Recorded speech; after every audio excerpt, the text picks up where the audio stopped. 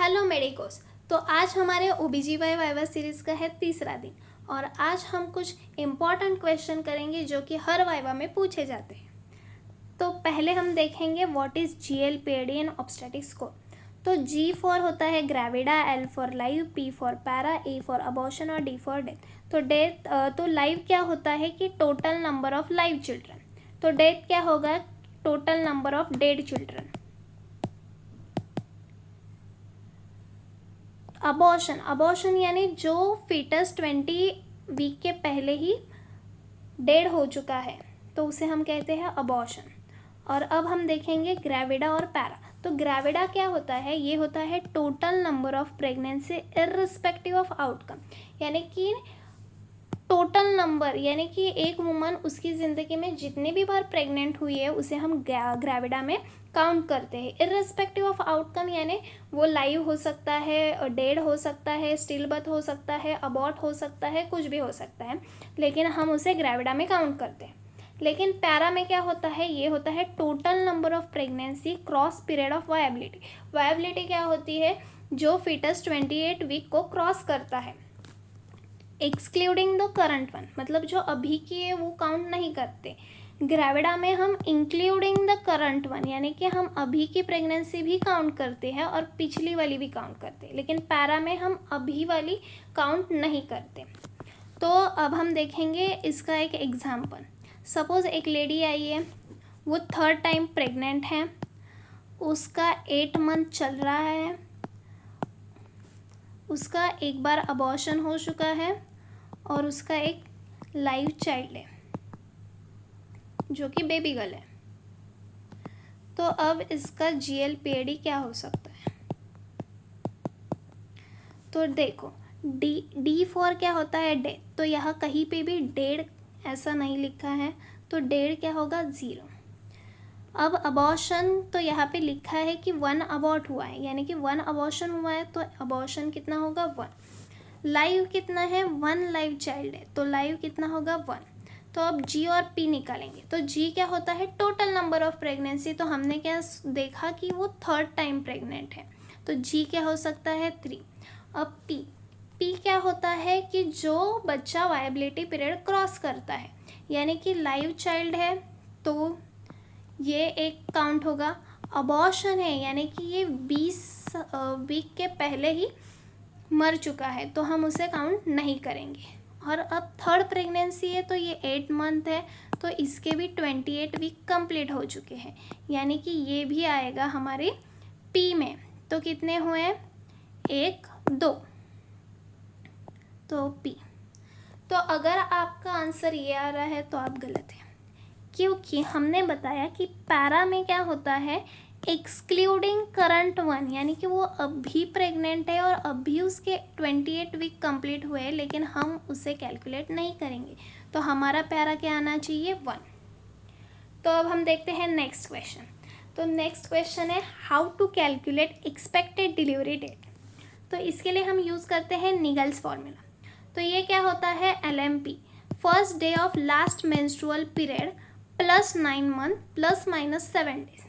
यानी कि सपोज हम एक एग्जांपल लेते हैं कि एक वुमन है, उसकी LMP है 5 जनवरी, तो उसकी EDD क्या होगी, तो 5 जनवरी प्लस 9 मंथ्स यानी कि 5 अक्टूबर प्लस 7 डेज यानी कि 12 अक्टूबर उसकी होगी एक्सपेक्टेड डिलीवरी डेट। लेकिन ये फॉर्मूला सिर्फ रेगुलर मेंस्ट्रुअल पीरियड के लिए ही एप्लीकेबल है, इरेगुलर मेंस्ट्रुअल पीरियड के लिए ये एप्लीकेबल नहीं है। तो अब हम देखते हैं नेक्स्ट क्वेश्चन। तो अब हम देखेंगे जनरल एग्जामिनेशन क्या क्या करते हैं ऐसे। तो सबसे इम्पॉर्टेंट होता है पैलर। तो पैलर क्यों करते हैं, अनेमिया के लिए, और ये मोस्ट कॉमन कॉज होता है प्रेगनेंसी में। तो ये पैलर क्या होता है, it is a paleness of skin and mucous membrane. तो ये हमें कहाँ देखते हैं हम इसे, lower palpebral conjunctiva, nails, tongue, oral mucosa, palm. तो ये हमारा लोअर पाल्पेब्रल कंजक्टिवा है, तो यहाँ पे अगर पेलनेस होगी यानी कि अनेमिया प्रेजेंट है। तो फिर देखते हैं हम पल्स। तो नॉर्मली पल्स कितने होते हैं प्रेगनेंसी में, 60 to 90 beats per minute. Respiratory rate होता है 80 to 20 ब्रीथ्स पर मिनट। तो इडिमा क्या होता है, ये होता है एक्यूमुलेशन ऑफ फ्लूइड। तो नॉर्मली प्रेगनेंसी में इडिमा होता है फीट पे प्रेजेंट। कहाँ पे होता है, फीट पे। लेकिन ये कैसा होता है कि ये अपीयर्स इन इवनिंग, यानी कि शाम में आता है, एंड डिसअपियर इन मॉर्निंग, सुबह वो चला जाता है। After a full night sleep is a normal during pregnancy. तो ये क्या होता है, ये नॉर्मली होता है कि फीटल पे एडिमा आता है जो कि शाम में आता है और सुबह गायब हो जाता है। लेकिन अगर फीट के अलावा वो face, hand, abdominal wall and vulva पे हो तो वो नॉर्मल नहीं होता, वो एबनॉर्मल होता है। फिर हम देखेंगे बीपी। तो बीपी, नॉर्मल बीपी क्या होता है, 120/80 mmHg। तो प्रेग्नेंट वूमन में हम 2 बार लेते हैं 4 आवर्स के गैप से। तो अगर बीपी दोनों टाइम मोर देन 140/90 mmHg आया तो उसे हम कहते हैं प्रेगनेंसी इंड्यूस हाइपरटेंशन। और अगर मोर देन 140/90 mmHg है और प्रोटीन यूरिया भी प्रेजेंट है तो उसे हम कहते हैं प्री इक्लाम्शिया। और प्री इक्लाम्शिया के साथ अगर सीजर्स प्रेजेंट है तो उसे हम कहते हैं इक्लाम्शिया। यानी कि सिर्फ बीपी बढ़ा है तो उसे हम कहेंगे प्रेगनेंसी इंड्यूस हाइपरटेंशन। बीपी के साथ प्रोटीन यूरिया भी है तो उसे हम कहेंगे प्री इक्लाम्शिया, और प्री इक्लाम्शिया के साथ सीजर्स भी है तो उसे हम कहेंगे इक्लाम्शिया। अब देखते हैं वेट। तो 9 to 11 kg नॉर्मली प्रेगनेंसी में वेट बढ़ता है। तो ये कैसे बढ़ता है, तो फर्स्ट ट्राइमेस्टर में 5 kg वेट गेन होना चाहिए, सेकेंड में भी 5 kg एंड थर्ड में 2 kg वेट बढ़ना चाहिए। तो फिर हम देखते हैं कि लाई, प्रेजेंटेशन एंड पोजीशन क्या होते हैं। तो लाई क्या होती है, ये होता है relationship between foetus long axis and mother spine. यानी कि अगर ये मदर का यूटेरस है और ये है बच्चा फीटस, तो क्या लिखा है इधर, foetus, relationship between foetus long axis and mother spine. तो मदर के स्पाइन से फीटस की स्पाइन का रिलेशन, अब मदर की स्पाइन से फीटस की स्पाइन क्या है, पैरेलल। तो पैरेलल है तो उसे हम कहते हैं लॉन्जिट्यूडनल। अगर ये परपेंडिकुलर है, फीटस की स्पाइन और मदर की स्पाइन परपेंडिकुलर है तो इसे हम ट्रांसवर्स कहते हैं। और अगर ये ऐसे है, ये मदर की स्पाइन है, ये फीटस है, तो इसे हम कहते हैं ऑब्लिक। तो अब हम देखते हैं प्रेजेंटेशन क्या होता है। तो प्रेजेंटेशन क्या होता है, ये foetal part that occupies the lower part of uterus. यानी कि ये यूटेरस है तो लोअर पार्ट में जो बेबी का पार्ट होगा उससे हम उसके प्रेजेंटेशन डिसाइड करेंगे। यानी कि सपोज इधर बेबी का हेड है, अगर ये बेबी का हेड है तो इसे हम कहते हैं सिफेलिक पोजीशन, ये नॉर्मली होती है।